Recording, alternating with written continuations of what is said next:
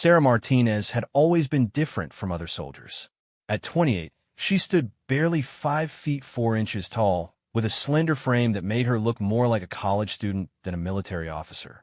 Her dark hair was always pulled back in a regulation bun, and her brown eyes held a quiet determination that most people overlooked at first glance. The morning sun cast long shadows across Fort Harrison as Sarah made her way to the physical training grounds. Her left leg moved with a slight stiffness, a reminder of the incident that had changed everything 6 months ago. She carried her medical excuse form folded neatly in her pocket, the paper already worn from being handled so many times. Colonel James Morrison was known throughout the base as a man who demanded excellence. At 52, he was built like a tank, with broad shoulders and arms that looked like they could bend steel. His gray mustache was perfectly trimmed, and his uniform was always pressed to perfection. He had served 3 tours in Afghanistan and had no patience for what he called weak excuses. As Sarah approached the group of soldiers gathering for morning PT, she could feel the familiar knot forming in her stomach. The other soldiers were already doing their warm-up exercises, their faces focused and determined. She had been dreading this moment for weeks, knowing that eventually she would have to face Colonel Morrison directly. "Martinez!" Morrison's voice boomed across the field like thunder. "What do you think you're going with that limp? This is the United States Army, not a hospital ward." Sarah stopped in her tracks, feeling the eyes of 30 other soldiers turn toward her. The morning air was crisp, and she could see her breath as she tried to steady her nerves. She had practiced this moment in her mind 100 times, but now that it was happening, her mouth felt dry as sand. "Sir, I have a medical excuse," she said, reaching into her pocket for the folded paper. Her voice was steady, but inside she was fighting a battle between fear and frustration. Morrison's face turned red as he strode toward her, his boots making heavy thuds on the dirt ground. "A medical excuse? Let me guess, Martinez. You hurt your little finger? Got a headache? Can't handle a few push-ups?" The laughter that erupted from some of the other soldiers felt like daggers in Sarah's chest. She had heard these jokes before, but coming from the colonel in front of everyone made them sting even worse. She looked down at her boots, trying to find the strength to respond. "No, sir, it's my leg," she said quietly, holding out the medical form. "I was injured during—" "I don't want to hear your sob story, Martinez." Morrison interrupted, not even looking at the paper. "Every soldier thinks they have an excuse to avoid hard work. You know what I think about medical excuses? I think they're for quitters who don't belong in my army." Sarah felt something snap inside her chest. For months, she had endured the whispers, the sideways glances, and the assumption that she was somehow weak or lazy. She had kept quiet, followed orders, and tried to prove herself in other ways. But standing there, listening to Colonel Morrison dismiss her sacrifice without even knowing what had happened, she realized she was done being silent. The other soldiers had stopped their exercises completely now, forming a loose circle around the confrontation. Some looked uncomfortable, others seemed to be enjoying the show. Sarah could hear someone whispering behind her, but she couldn't make out the words over the sound of her own heartbeat pounding in her ears.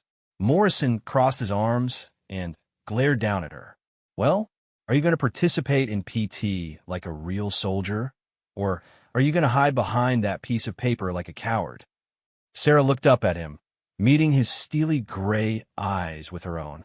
In that moment, she made a decision that would change everything. She carefully folded the medical excuse form and put it back in her pocket. Then, without saying a word, she reached for the zipper of her military jacket. "What are you doing, Martinez?" Morrison asked, his voice filled with confusion and growing irritation. Sarah didn't answer. Instead, she slowly began to unzip her jacket, her fingers working methodically despite the tremor she felt in her hands.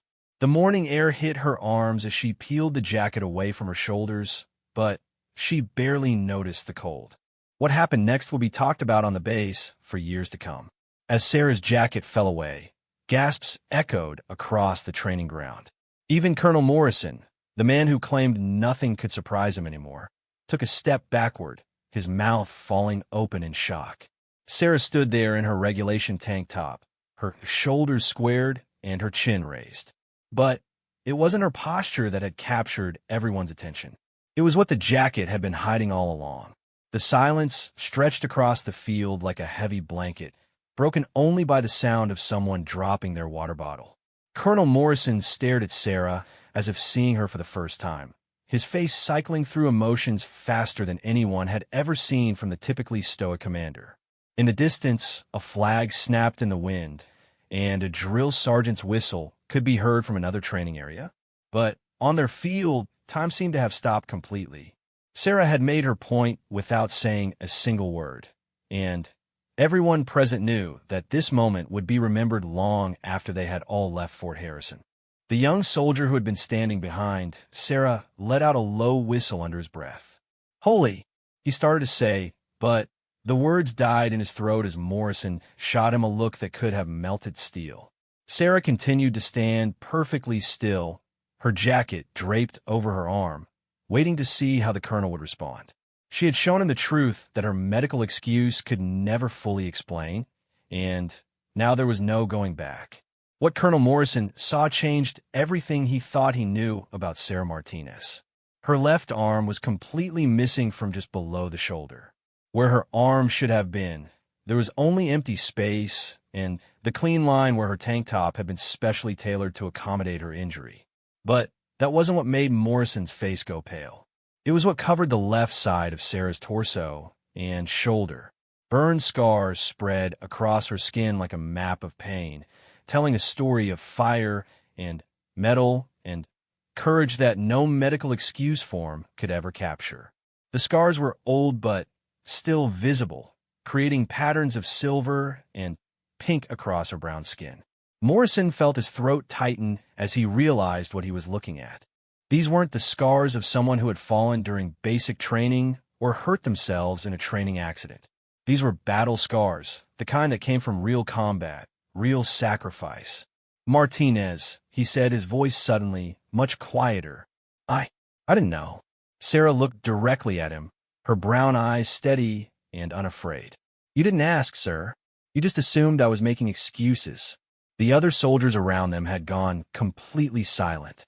Many of them had never seen combat injuries this severe, especially not on someone who looked so young and small.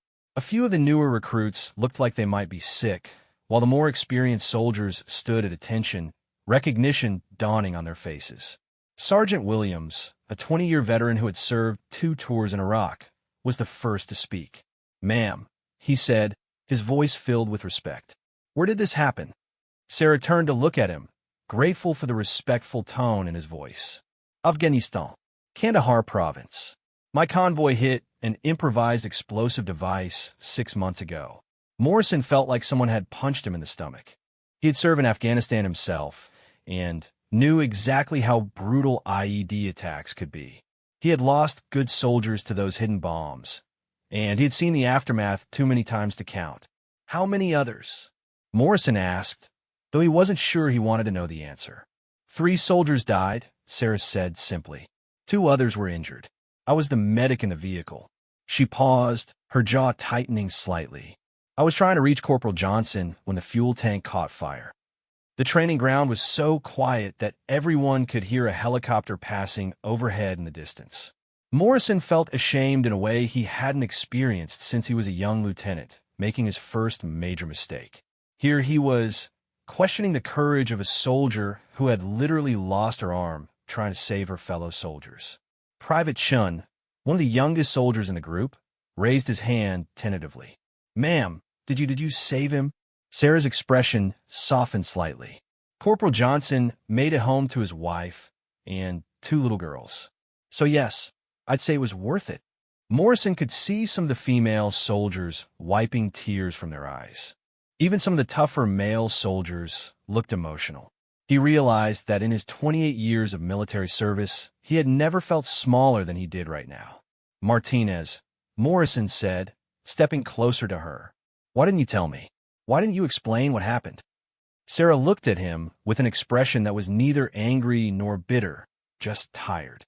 Because I've been a soldier for 8 years, Colonel. I've served 3 tours overseas. I've saved lives and I've lost friends.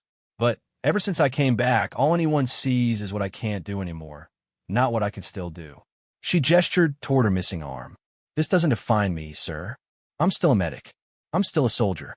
I just needed some modifications to how I do PT while my doctors figure out the best prosthetic options for me. Morrison felt his face burning with shame. He thought about all the times he had seen Sarah around a base. Always professional, always following orders, never complaining. He had interpreted her quiet demeanor as laziness or weakness, when in reality, she had been dealing with challenges he couldn't even imagine. I train every day, Sarah continued. I do cardio, strength training with my right arm, core work, everything I can. I just can't do standard push-ups and pull-ups anymore. My physical therapist and my doctor work together to create a modified routine that keeps me in fighting shape while I adjust to my new situation. Sergeant Williams stepped forward. Ma'am, if you don't mind me asking, are you planning to stay in the service? Sarah's face lit up with the first real smile Morrison had seen from her. Absolutely, Sergeant. The Army is my life. I just have to do it a little differently now. Morrison looked around at his soldiers, seeing the respect and admiration in their faces as they looked at Sarah. He realized that in trying to maintain high standards, he had completely missed what real strength looked like. Martinez, he said, his voice formal but respectful. I owe you an apology. A big one. Sarah shook her head. Sir, you don't need to. Yes, I do, Morrison interrupted. I judged you without knowing your story. I questioned your commitment to the Army when you've already given more than most soldiers ever will. That was wrong of me, and I'm sorry. The morning sun had risen higher, casting shorter shadows across the training field. Morrison looked at Sarah standing there, her jacket still draped over her arm, her head held high despite everything she had been through.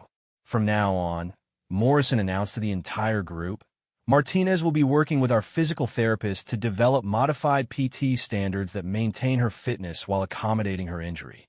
And I want everyone here to remember what you've seen today. Courage comes in many forms, and sometimes it's not what you expect. As Sarah slowly put her jacket back on, Morrison realized that this moment had taught him more about leadership and respect than all his years of military training combined. Word of what happened on the training field spread through Fort Harrison like wildfire. By lunchtime, soldiers who hadn't even been there were talking about Sarah Martinez and her confrontation with Colonel Morrison. But what surprised Sarah most was how the story was being told. Instead of focusing on her disability, people were talking about her service, her sacrifice, and her courage. That afternoon, Morrison sat in his office staring at Sarah's service record, which he was reading carefully for the first time. The file painted a picture of an exceptional soldier that made his earlier behavior even more embarrassing. Bronze Star with V device for valor. Purple Heart. Army Commendation Medal with 3 oak leaf clusters. Multiple letters of recommendation from commanding officers. The citation for her Bronze Star made Morrison's chest tighten as he read it. Specialist Martinez displayed exceptional courage under fire when her convoy was attacked by enemy forces. Despite suffering severe injuries from an improvised explosive device, she continued to provide medical aid to wounded soldiers while under continued enemy fire, directly saving the lives of 3 fellow soldiers. A knock on his office door interrupted his reading.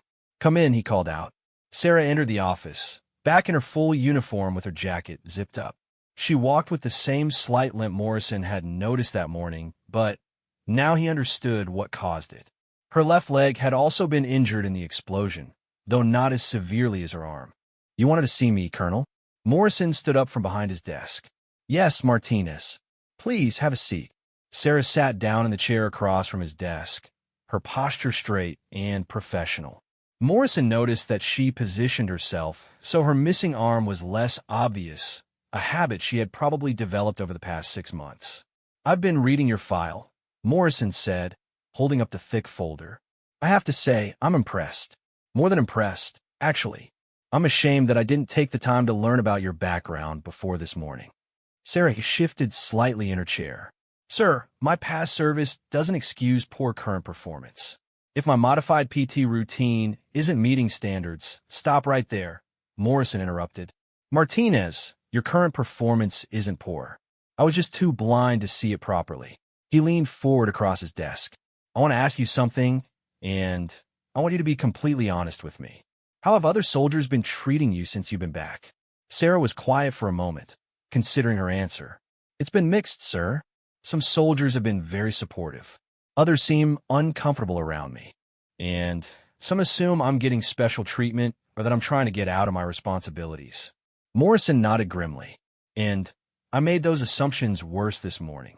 You weren't the only one, sir. I've heard the whispers. Why is she still here? She should just take her disability payments and go home. She's taking up space that could go to a whole soldier.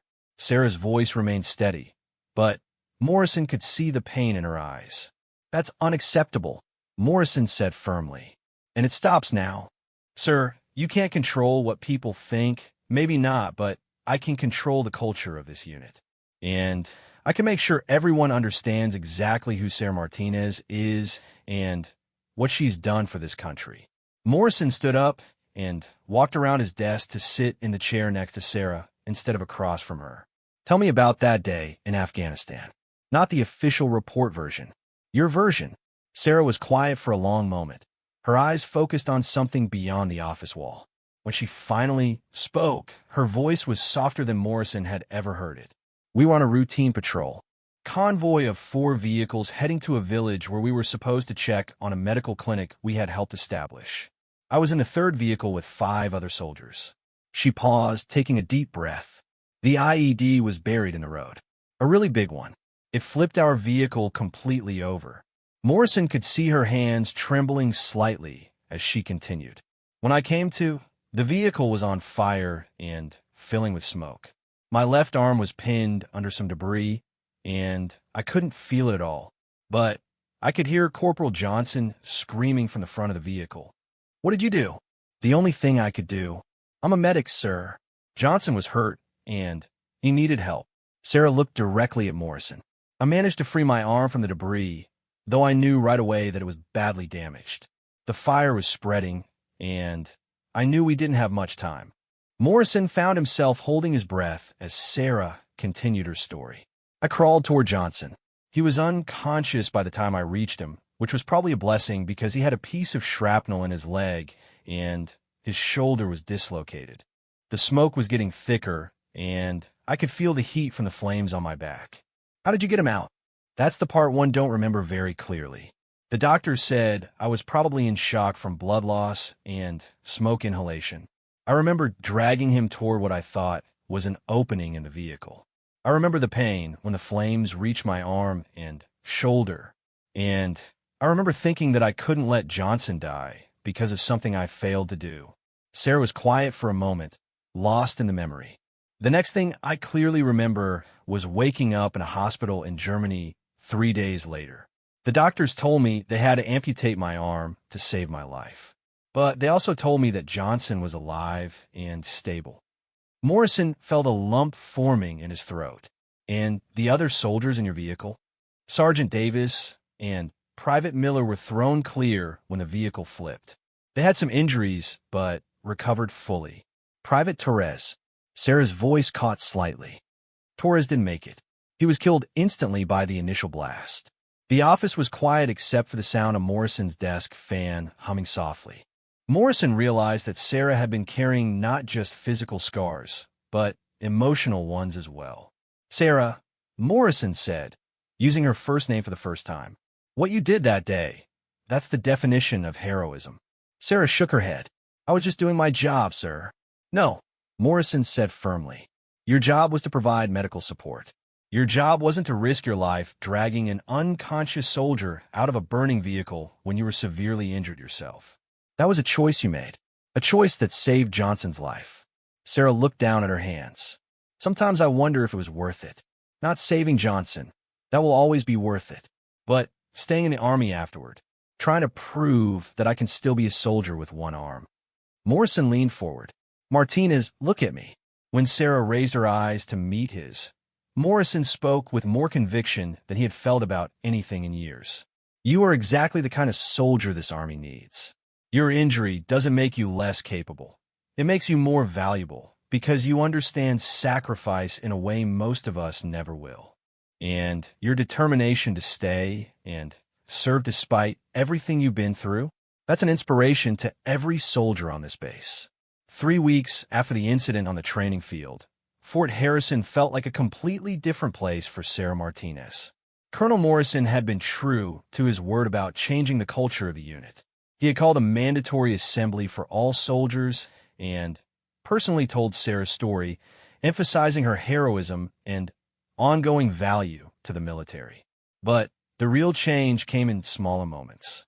Soldiers who used to avoid eye contact now nodded respectfully when they passed her in the hallways. Instead of whispers about special treatment, Sarah heard conversations about adaptive techniques and how other injured veterans were successfully continuing their military careers. Dr. Jennifer Walsh, the base's lead physical therapist, had worked closely with Sarah to develop a comprehensive fitness program that maintained her combat readiness while accommodating her physical limitations. The program was so effective that other bases had requested copies to use with their own injured personnel. Your core strength is actually better than most two-armed soldiers I work with, Dr. Walsh told Sarah during one of their sessions. And your cardio fitness is off the charts. Whatever you were doing on your own before we started working together was clearly effective. Sarah smiled as she finished a set of modified planks. I had a lot of motivation to prove myself, document. The physical therapy sessions had become popular viewing for other soldiers, not out of curiosity about her disability, but because Sarah's workout routines were genuinely impressive. She had learned to do pull-ups using specialized equipment, could run faster than most soldiers half her age, and had developed core exercises that left even seasoned veterans exhausted. Morrison often found himself stopping by the physical therapy center to watch Sarah's sessions. Not to check up on her, but because her determination reminded him why he had joined the Army in the first place. Today was no different, except that Sarah had asked to speak with him after her workout. "Colonel, I want to talk to you about something," Sarah said, toweling off sweat with her right hand. "I've been getting some calls from other bases." Morrison raised an eyebrow. "What kind of calls?" "Requests for me to come speak to their injured soldiers. Apparently, word has gotten out about my situation here, and some commanding officers think it might help their personnel who are struggling with similar issues." Morrison wasn't surprised.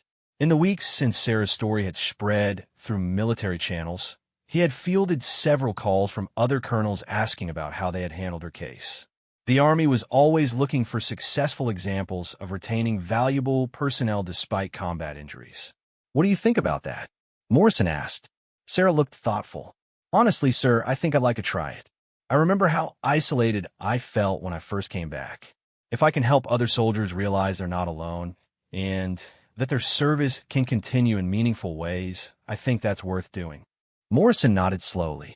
"That sounds like it could be very valuable. But I don't want to lose you from our unit. Actually, sir, that's what I wanted to discuss with you. I've been thinking about my long-term career path." Sarah paused, choosing her words carefully. "I love being a medic, but I wonder if I might be able to have a bigger impact in a different role." "What are you thinking?" "Training. Specifically, training other combat medics and working with injured veterans who want to continue their service." Sarah's eyes brightened as she talked. "I've learned so much about adaptive techniques and mental resilience over the past few months.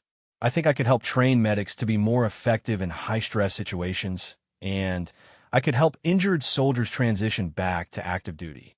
Morrison found himself smiling. This was exactly the kind of forward thinking that made Sarah such a valuable soldier. Instead of focusing on what she couldn't do anymore, she was finding ways to use her experience to benefit others. "Have you talked to anyone about this officially?" "Dr. Walsh thinks it's a great idea. She said the Army desperately needs people who understand both the medical side and the psychological side of combat injuries.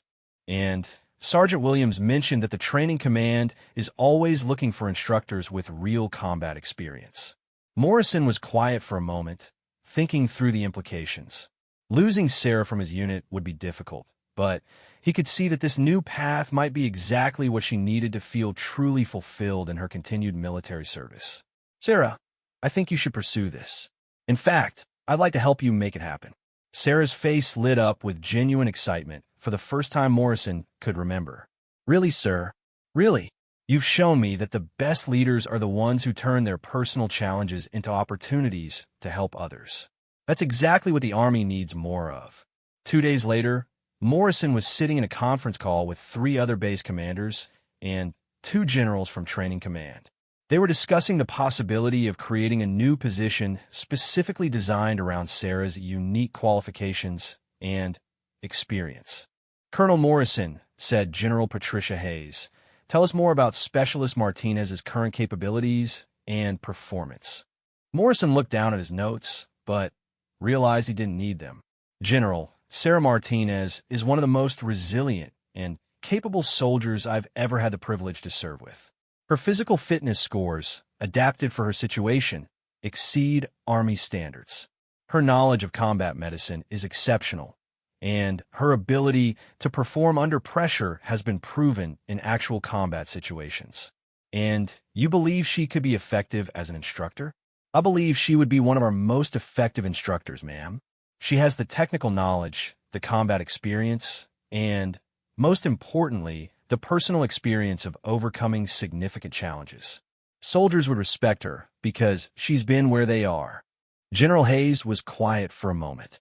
Colonel, we've been discussing the possibility of creating a specialized training program for injured veterans who want to continue their service. We need someone to help develop and run that program. Someone who understands both the medical and psychological aspects of combat injuries. Morrison felt his heart rate increase. This was exactly what Sarah had hoped for, but on a much larger scale than either of them had imagined. Based on what you've told us about Specialist Martinez, we'd like to offer her a position at Fort Sam Houston, working with our Medical Training Command. She would help develop adaptive training protocols and work directly with injured soldiers transitioning back to active duty. Morrison couldn't keep the smile off his face. General, I think Sarah would be very interested in that opportunity. There's one more thing, Colonel. This position would come with a promotion to Staff Sergeant and, eventually, if she's interested, the opportunity to attend Officer Candidate School. Morrison felt a surge of pride for Sarah. From being laughed at during morning PT to being offered a specialized position that could affect the entire Army's approach to injured veterans, it was exactly the kind of recognition her service deserved. I'll discuss this with Specialist Martinez immediately, ma'am.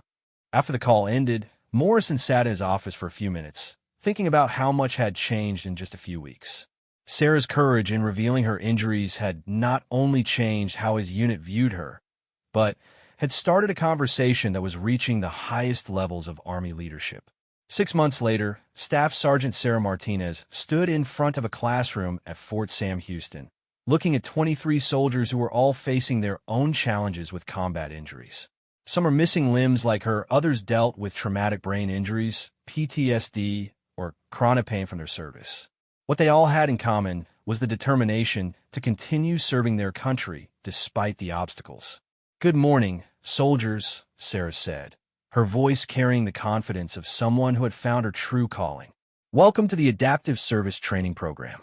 Over the next 12 weeks, we're going to work together to develop the skills, techniques, and mindset you need to continue your military careers. She had arrived at Fort Sam Houston 3 months earlier and had immediately thrown herself into developing what would become the Army's premier program for helping injured veterans transition back to active duty. The program combined physical rehabilitation, psychological counseling, technical training, and peer support in a way that had never been attempted before. Before we start, I want each of you to know something about me, Sarah continued, reaching for the zipper of her jacket. The movement had become natural for her now, no longer filled with the anxiety she had felt that morning at Fort Harrison. I want you to see that I understand exactly what you're going through. As Sarah removed her jacket, revealing her missing arm and the scars that told the story of her sacrifice, she saw recognition and relief in the faces of her students. For many of them, this was the first time they had seen someone in a leadership position who shared their experience. My name is Staff Sergeant Sarah Martinez. 15 months ago, I was a combat medic who lost her left arm and sustained severe burns while saving a fellow soldier's life in Afghanistan. 6 months ago, my commanding officer laughed at my medical excuse and told me I didn't belong in his army. She paused, making eye contact with several students. Today, I'm here to make sure that every single one of you knows that you absolutely do belong in this army, and that your service is far from over. Private First Class Maria Gonzalez, who had lost both legs below the knee in a roadside bomb attack, raised her hand. Sergeant, how did you get for being laughed at to being here?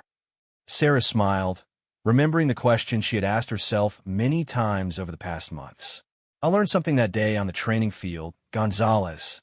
I learned that sometimes you have to show people who you really are before they can see past what they think they know about you. She moved to the front of her desk, perching on the edge in a casual way that immediately made the classroom feel less formal.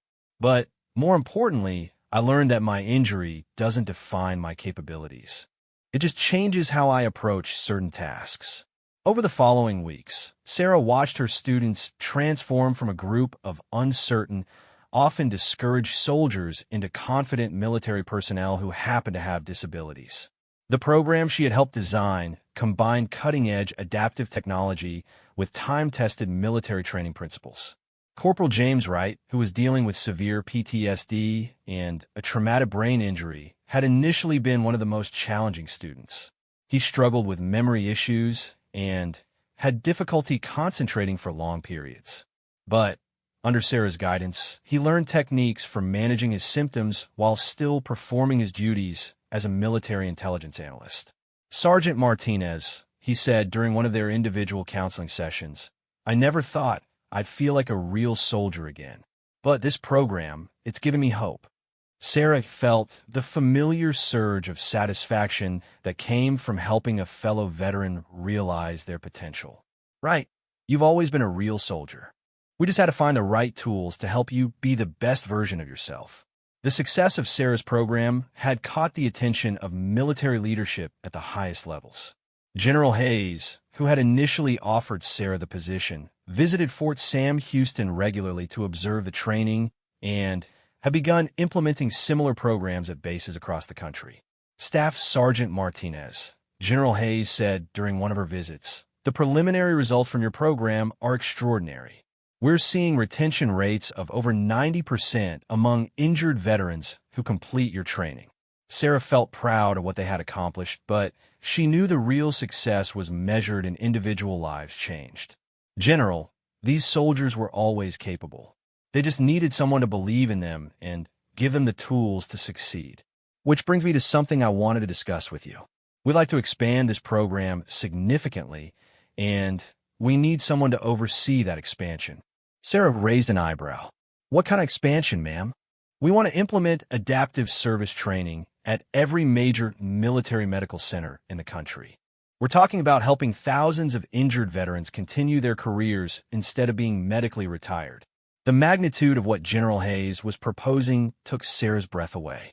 When she had first revealed her injuries to Colonel Morrison, she had simply been trying to prove that she could still serve. Now she was being asked to help reshape how the entire military approached injured veterans. There's something else, General Hayes continued. This position would require you to become an officer. We'd like to send you to officer candidate school with the goal of eventually promoting you to captain. Sarah thought about the journey that had brought her to this moment. From a scared, injured soldier hiding behind medical excuses to a leader who was helping to change military policy. The transformation still seemed impossible sometimes. General, I'd be honored to accept that opportunity. 1 year later, Captain Sarah Martinez stood on the same training field at Fort Harrison where her transformation had begun. She had been invited back to speak at a ceremony honoring Colonel Morrison, who was retiring after 30 years of service. As she looked out at the assembled soldiers, Sarah could see some familiar faces from that morning when everything changed. Sergeant Williams was there, now serving as the base's senior enlisted advisor. Private Chun, the young soldier who had asked if she had saved Corporal Johnson, was now a specialist and had just returned from his first deployment. But It was Colonel Morrison himself who had requested that Sarah speak at his retirement ceremony. When I think about my legacy as a military leader, Morrison had told her, I don't want to be remembered for the medals I earned or the missions I completed. I want to be remembered for the moment I learned to see past my own assumptions and recognize real courage when it was standing right in front of me. Sarah stepped up to the podium, looking out at hundreds of soldiers and their families. Good afternoon, everyone. My name is Captain Sarah Martinez, and I'm here today to talk about one of the finest leaders I've ever had the privilege to serve under. She paused, seeing Morrison in the front row, his eyes already showing emotion. 18 months ago, Colonel Morrison and I had a confrontation on this very training field. He questioned my commitment to the Army, and I showed him exactly what that commitment had cost me. The audience chuckled as Sarah gestured toward her missing arm. But what happened after that moment is what made Colonel Morrison an exceptional leader. He didn't just apologize for his mistake. He used that mistake as an opportunity to examine his own leadership style and to change the culture of this entire unit. Sarah looked directly at Morrison. Colonel, you taught me that true leadership isn't about being perfect. It's about being willing to admit when you're wrong, learn from your mistakes, and use that growth to help others succeed. As the ceremony concluded and Sarah prepared to return to Fort Sam Houston, Morrison approached her one final time. Sarah, I want to thank you for something. Sir, for having the courage to show me who you really were that day. You changed my life just as much as I changed yours. Sarah smiled, thinking about all the soldiers she was now helping, all the lives that had been changed because of a moment of courage on a training field. Colonel, I think we changed each other.